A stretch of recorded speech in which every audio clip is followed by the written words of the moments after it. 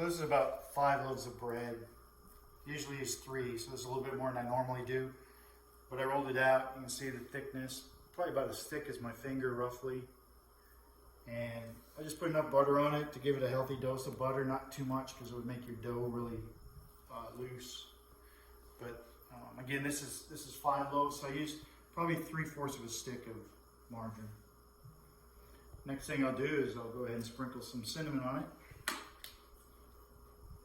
And again, cinnamon is pretty overpowering, so you don't want to put too much cinnamon on it because it might choke you out.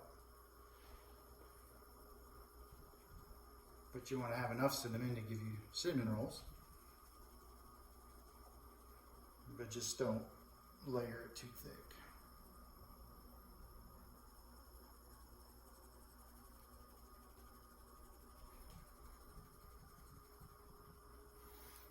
There was a time when Josie made cinnamon rolls and she forgot the cinnamon.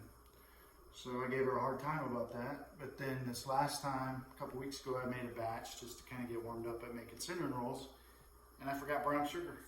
So it happens. So after you put the cinnamon on, then you can put some brown sugar on. Again, it's all up to you on how much you want to put. You can put a little more cinnamon or a little less cinnamon. You can put as much brown sugar on it as you want, or as little. I would recommend similar to this, not too much. If you put too much brown sugar, it's gonna melt down and it's gonna go into your caramel, which is the frosting, which is fine. But if you make it too sweet, then I don't know. It's all personal taste. You just gotta kind of do it and see what works best for you. But the basic thing is to roll your bread dough out, put some butter on it, a little cinnamon, a little brown sugar, and that's probably plenty. Of course, you can see I'm measuring. I always measure. Every time I make something, I measure stuff out precisely. So that's how come everything's different every time, because I don't.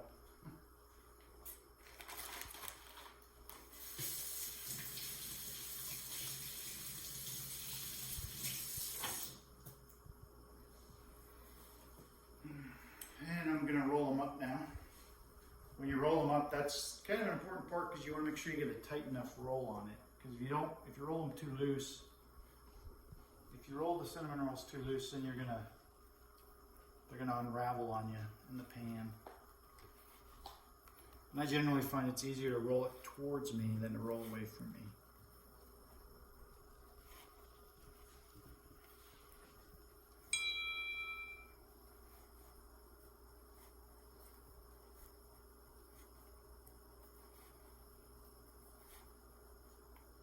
That looks hard. It's not too bad. I could have almost went a little thinner on this bread. I usually don't use 5 loaves. This is probably one of the first times I used 5 loaves. So anytime you do something that you're not used to doing, you're like, oh, I should have did this. But again, like I said, it's pretty much however you want to do it. I try to spread this out and try to make it even on my ends here, so I have a good even end, and then blend that in.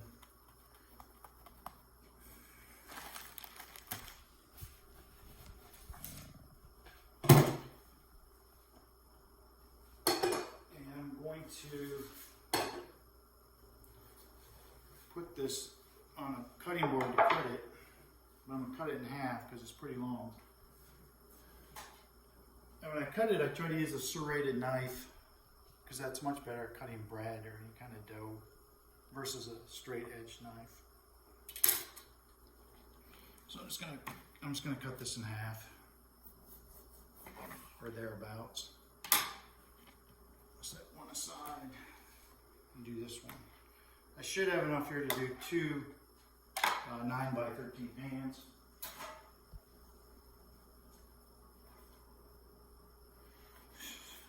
Here's my favorite cinnamon roll pan right there. And I usually when I cut, my thumb, I have a little ring or a little marker by your thumb. So whatever that is, that's roughly how thick I cut them. and that's actually about 1.25 inches. But again, I don't measure anything. I just kind of roughly do it. So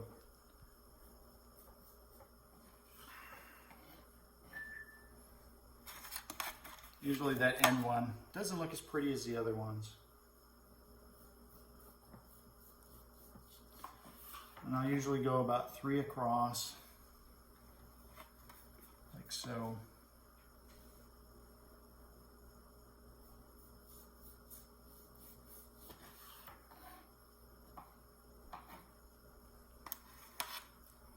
And you can see it stacks them in there, and that'll prevent them when they expand. They won't unroll on you, and because you're going to want to let these rise again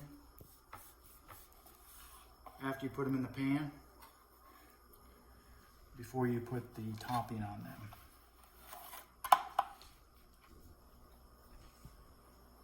And there's a couple other things I'll show you once they rise that I do, but when we get to that point I can show you.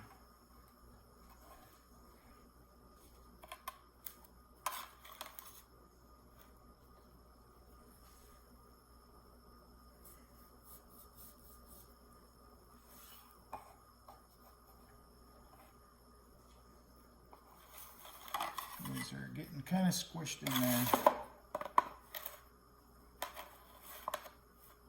Just gonna push them on over.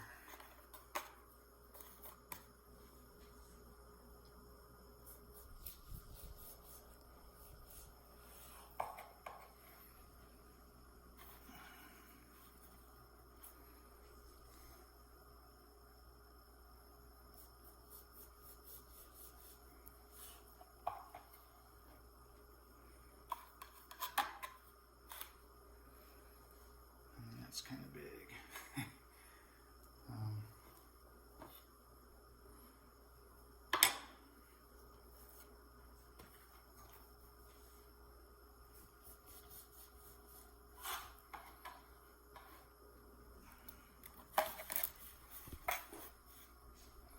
I'm going to cut the end piece off of this one too, so then this pan will have both the end pieces on it.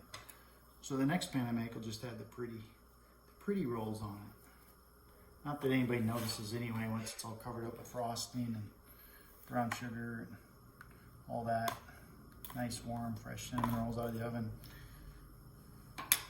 They're just busy eating them. And they probably don't really care what they look like. No, we don't. Actually, I'm gonna have kind of an odd pan here because these are a little bit thicker, I guess, or something. Usually I go 3 across times 4, but this pan's pretty full, so it's gonna be like that. So not the perfect pan, but that'll work. And we'll just let that rise probably another 30-40 minutes. So the cinnamon rolls have risen in the pan, you can see. So what I usually do is I go ahead and just take the fork and I do this to bring them away from the sides. And when I do that, they'll deflate and they'll come down somewhat in the pan. After I get done with this, then we'll go ahead and get the frosting ready to pour on it. And then we'll stick them in the oven. I usually put them in at 350 for about 30 minutes. Give or take a few minutes, it all depends. I mean, you'll have to check them. If 30 minutes isn't enough, well, then you have to put them in a little bit longer. Here's how you make the frosting. Pretty difficult here. Just put some brown sugar. You want to come over here and see the brown sugar. How many cups? I don't know. You know how I measure stuff. Put some in there. We'll add more as we go. I say about 1.5 cups. Not even, maybe a cup. And put some heavy whipping cream in there. Half of that container. Yeah, this was 1 quart, so I used half of that probably, but there's no measurement here. This will go. Did you tape it already? No. This will go, and it's a work in progress. You just do it. You you got to mix this up and see how it looks. And you might have to add more brown sugar, or you might have to add more cream. So I can already tell I'm going to have to add more brown sugar to this. So when we rolled up the rolls, I said you don't want to use too much brown sugar. And the reason being is because you're going to add a lot of brown sugar to the frosting as well. So you're going to have plenty of sugar in there. So if you were an elf, you'd be getting one of your basic food groups. So I'm going to dump some more. And I think we're all elves. I'm going to dump some more brown sugar in there. Basically what I want to do is I want to get the cream to get like a brownish, kind of a light tan color. See how it's turning a little bit more brown now?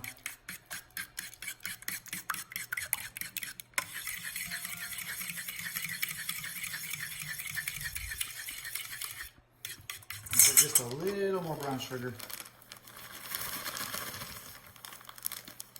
And as far as brown sugar goes, you can use the dark or the light. I generally use the dark if I have it, but for whatever reason, if I didn't have dark brown sugar, the light brown sugar is fine too. The only difference really is when you cook your cinnamon rolls, your frosting may look a little bit lighter if you use the lighter brown sugar. As far as taste goes, there's no difference in taste. So that's pretty much it as far as the brown sugar frosting goes. That's about what it looks like, color consistency. And then what I do is I just dump that over the cinnamon rolls.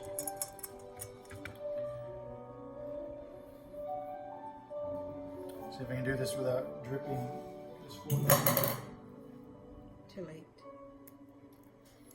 Just kind of drizzle it over the top of all of them. And what this will do is it'll run straight through to the bottom, through the cinnamon rolls themselves.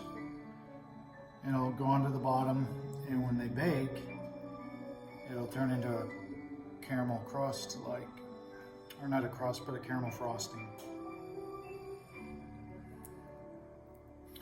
And this frosting could be used for many other things too. If you want to make this frosting and make it, warm it up to get it to where it turns into a caramel, and drizzle it on top of some vanilla ice cream, or maybe if you had some apple crisp or apple pie, and a scoop of vanilla ice cream, and then drizzle some of this over the top of it. Good stuff. So there's some brown sugar left in there, so I'm just gonna drizzle that over the top. It'll all melt in there and turn out to be pretty good. So I'm gonna go ahead and just put those in the oven for about 30 minutes. Again, at 30 minutes, you might want to start looking at about the 25-minute mark and see if they look like they're getting done already, or if at 30 minutes they still look a little doughy, they might have to go a few more minutes. So, but 30 minutes is the general measurement. Okay, the cinnamon rolls have been in for about 35 minutes. I put them in a little bit extra this time since I'm making 2 pans. If I was just doing the 1 pan, I would say 30 minutes would probably be plenty. Just want to check and see, make sure they're not doughy. They could maybe go probably another 2 minutes. I'm going to leave them in for about another 2 minutes, and we'll take them out. Okay, so we had them in for a couple more minutes, and they should be done. So let me take a look. Yeah, they look much better now. So what I'm going to do is take these out, and we're going to let them rest for about 3 to 5 minutes before flipping them over.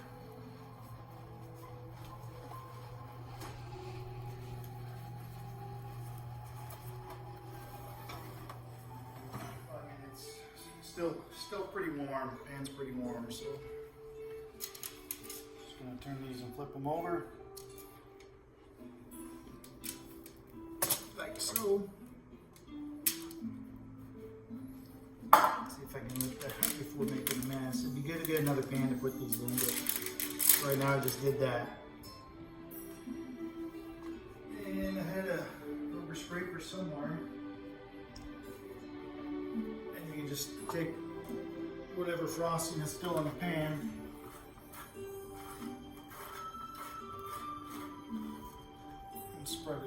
the cinnamon rolls. And there you go. You have yourself some homemade fresh cinnamon rolls. Now I guess the next best thing would be to taste them and see how they turned out, but